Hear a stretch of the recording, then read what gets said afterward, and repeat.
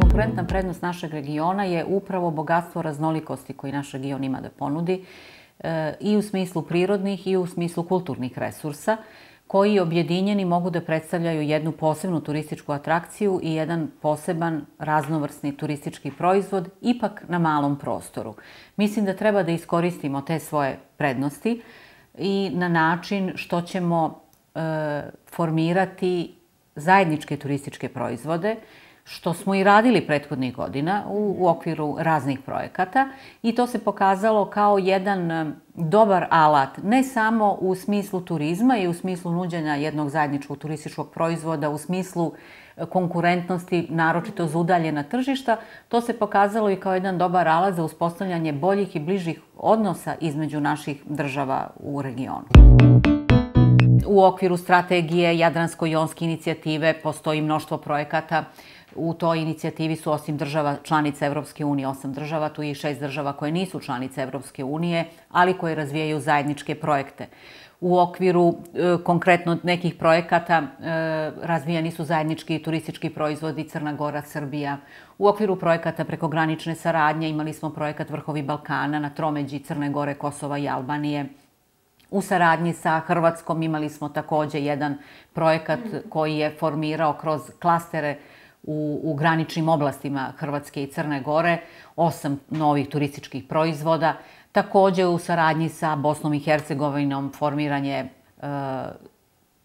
turistički proizvod koji se odnosi na puteve stare srednjevekovne Hercegovine, koji je objedinio određene staze i puteve iz srednjega vijeka. Znači, postoji niz projekata koji smo mi već realizovali.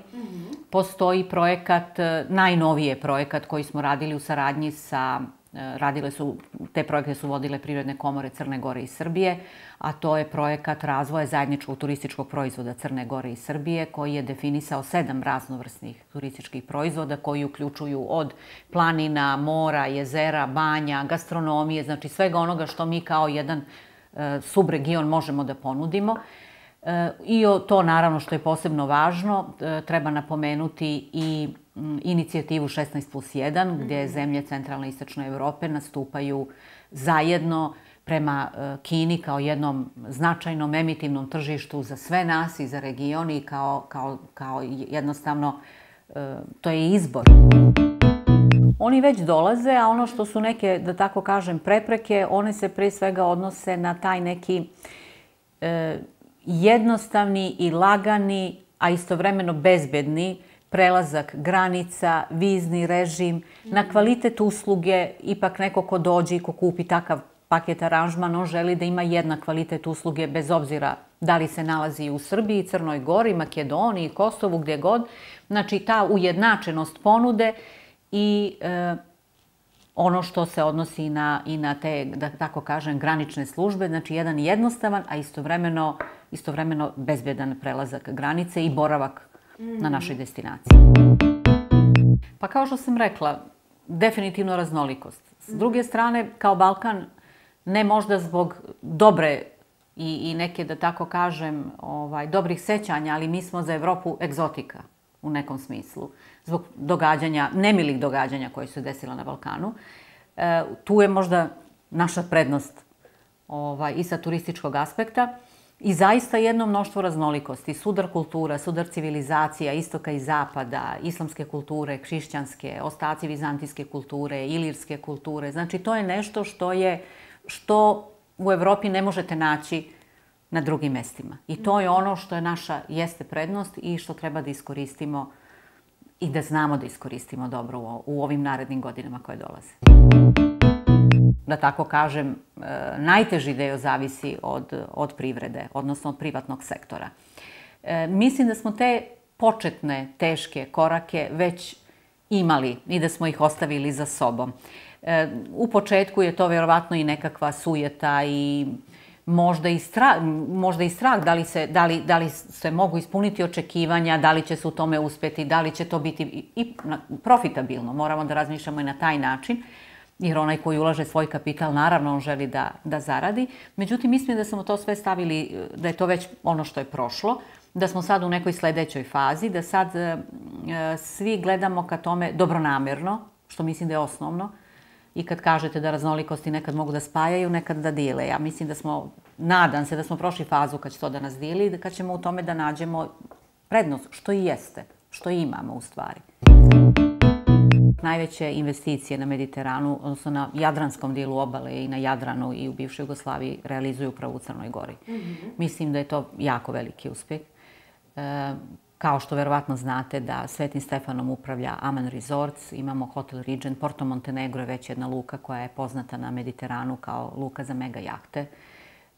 Projekat Luštica Bay koji se razvija i koji će se razvijati i narednih 10 godina, gdje je planirano da se investira nešto više od milijardu eura. Projekat Porto Novi, gdje će biti prvi hotel one and only u Evropi. Znači, mislim da ponosni smo na te rezultate koje smo ostvarili. Naravno, nije to se stvorilo preko noći, tu je ipak prethodio jedan veliki i mukotrpni rad i vlade i stvaranja povoljnog investicionog ambijenta, da u Crnu Goru dođu da investiraju investitori iz 113 zemalja na svijetu, što nije mala stvar. Također, ponosni smo i na rezultate koje postižemo posljednjih godina u turizmu. Zaista su ti rezultati sve veći i veći. U odnosu na prije 10 godina gotovo duplo veći po broju posjeta i po financijama, po financijskom aspektu i prihodima koji su ostvarili s aspekta turizma. Ponosni smo i na to što je Crna Gora postala mnogo vidljivija, mnogo dostupnija značajnim tržištima u Evropi. Nismo zadovoljni, naravno, još uvijek i verujem da nikad nećemo ni biti zadovoljni, uvijek ćemo tražiti još nešto više i bolje. Podigli smo kapacitete, otvoreno je prošle godine 24 novih hotela, zadnjih 10 godina blizu 60 novih hotela. Znači, to su neke stvari koje značajno unapređuju ponudu Crne Gore.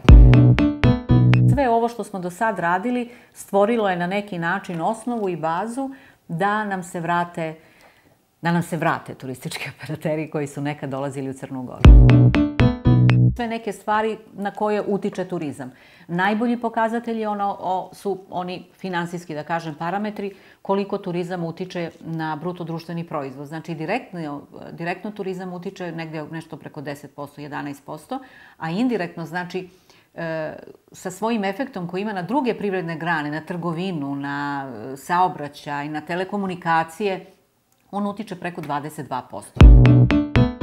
Mi dalje, definitivno, kao Crna Gora, najviše imamo oni koji dolaze radi sunca i mora, ali naš je cilj i jeste takav trend zadnjih nekoliko godina da se pritisak turista raspoređuje sa primorja i u unutrašnjost i sve više oni koji su zainteresovani za turizam koji je povezan sa prirodom.